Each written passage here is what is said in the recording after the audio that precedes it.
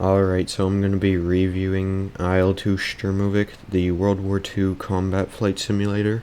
If people like this, I'll probably do more of these. So I'm just going to be looking at what the game has to offer, and if you're looking to pick this up, I recommend a flight joystick. So for single player content, there's quick missions, scripted campaign, career, and missions. Let's take a look at this amazing shit. So we got quick missions. Quick missions, you basically pick the type of mission you want to do. A plane, you can pick altitude, the enemy planes, the enemy vehicles, the weather and time. It's basically like a quick mission editor and just something to get you into action quickly. Next for single player content is scripted campaigns. I only have one of these and it's part of WWII. These are basically sets of missions you can play through. Some campaigns you have to buy separately, but some of them come with DLC packs. Now here is the real deal, the career mode. So basically you pick a battle, and you only can use the ones from the main DLCs, which is Stalingrad, Kuban, Moscow, and Bodenplatte, or however the hell you pronounce that. But basically, you pick a side, you pick a squadron to go into. All of them have different kinds of planes you can use, and you're given basically a random person with different facts about them, and you're even given like a little presentation about their life and how they got up to this point, and you just do sets of missions. It's pretty cool. Next piece of single player content is missions. Now missions you get more depending on what DLCs you have. They basically are just a scripted mission. You have a plane and an objective and you just complete it. Some of these missions are really good and some of them are really bad. But if you're looking for something to do, you can sink your time into this. And of course there's multiplayer. There's cooperative mode and dogfight. Now cooperative mode, usually no one's really on it. These have PvE servers or training servers, but they're usually dead, with maybe 1 or 2 players on. Now dogfight, that's where the real shit's at. Now dogfight is a PvP mode, and the server counts can go up to 84 players. You can usually find a full server, and each server has their own rules. Some are harder to get into than others. Now this here is Digital Combat Simulator. This is probably the most difficult flight simulator. It's a study sim, not really easy to get into. Now IL-2 Sturmovik is a much easier game to get into.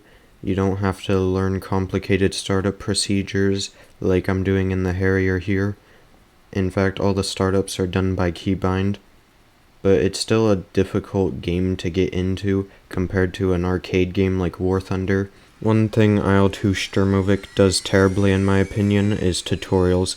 The game doesn't really have tutorials. If you want to learn how to do things, you're probably going to have to look it up on YouTube or something. But there are good YouTube tutorials out there so you can still get into this game. So here, I just press a keybind and my plane does the startup procedure. One thing I want to bring up about single player content is the AI. And the AI in this game is pretty good in my opinion, but there are some flaws here. Like flying low to the ground, this AI plane just shits his pants when seeing me and just dives into the ground killing himself. And I don't know why. It's just one of the problems with the AI I've seen in this game. Now there are many types of planes to try out. Right here is a bomber, and one of the most complicated things about it is the bomb bay and the bomb sites and learning when to drop bombs.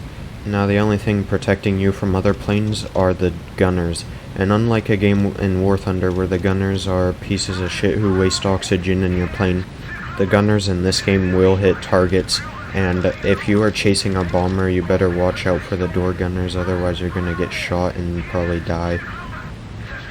Now another type of plane are the ground attack planes, fighter bombers, whatever the hell you want to call them. Here I'm in an IL-2 Sturmovik. Roll credits, I know. These planes can be armed with bombs and rockets, and usually have a tail gunner. And you could see there was like a site showing where my bomb was gonna drop. That's only available in normal difficulty mode. There's different difficulty modes for this game. Now finally there's the fighters and interceptors. Here is a standard dogfight.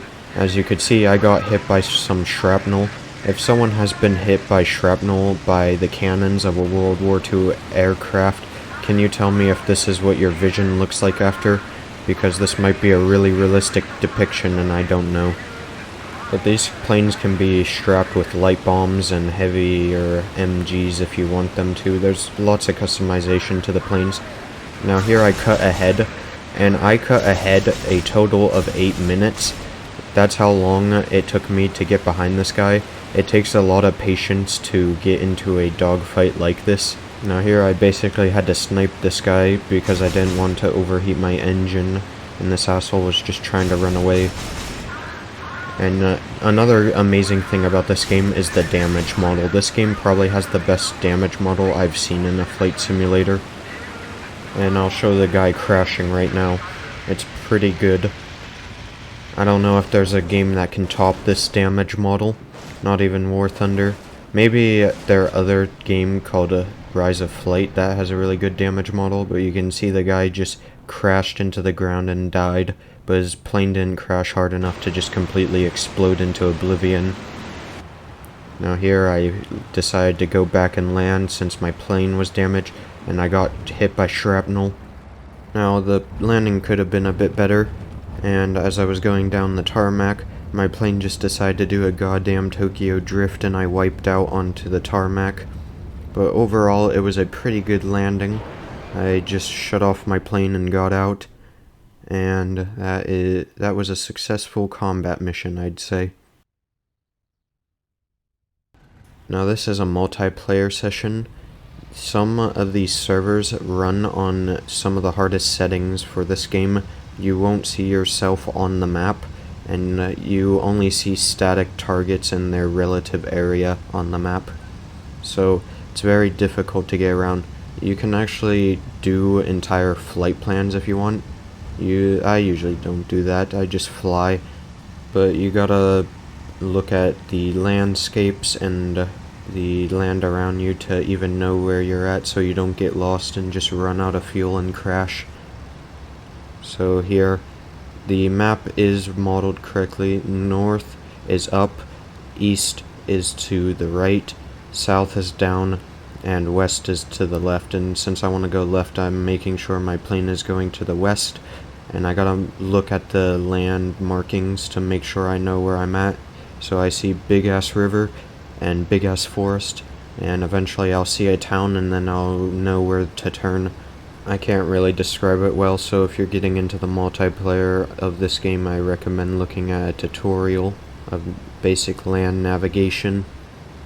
Now another thing I gotta talk about this game is the tanks. You get 2 tanks without the official tank DLC. One for the Allies and one for the Axis. The T-34-78 and the Panzer III OSF-L. Now, the tanks in my opinion aren't as well modeled as the planes, but they are still pretty well modeled. They have different seating positions, and some multiplayer servers do allow you to run tanks if they're combined arms, but most just stick to planes. One of the issues with tanks is up close some textures don't look good since you're mostly supposed to look at them from a bird's eye view, but it does its job. The developers are still updating the features of the tanks, so they are in the early stage, I'm pretty sure, so there will be more updates to make them more refined. So just expect more improvements as the game's lifetime goes on. And in fact, this game has been out since 2014, well, at least Battle of Stalingrad, and it's still being updated. The next major DLC coming out is Battle of Normandy, I don't know exactly when, and hopefully we'll see more fronts, like the Pacific Theater. But anyways, back to tanks. Now, tanks do have a damage model to them, and now they do have some visual damage. As you can see, a shell ricocheted off the front of my tank, leaving scratch marks. It's not as good as the planes themselves, but it does the job. And the next thing I'm going to talk about is DLC. Now, there's many types of DLC, like this collector plane here I have. You can get collector planes by getting deluxe versions of the game, or just buying them separately. And as I'm speaking about DLC, the game is on sale right now, and I recommend buying the game only when it's on sale, because this game goes on sale quite often and for prices up to 85% off. So unless you don't like saving money, you don't have to buy on sale, but I recommend saving money and buying it on sale. There's of course the big DLC packs that give you a map and up to 8 planes, 10 if you get the deluxe, which are Battle of Stalingrad, Moscow, Kuban, and Bottom Plateau, and eventually Battle of Normandy.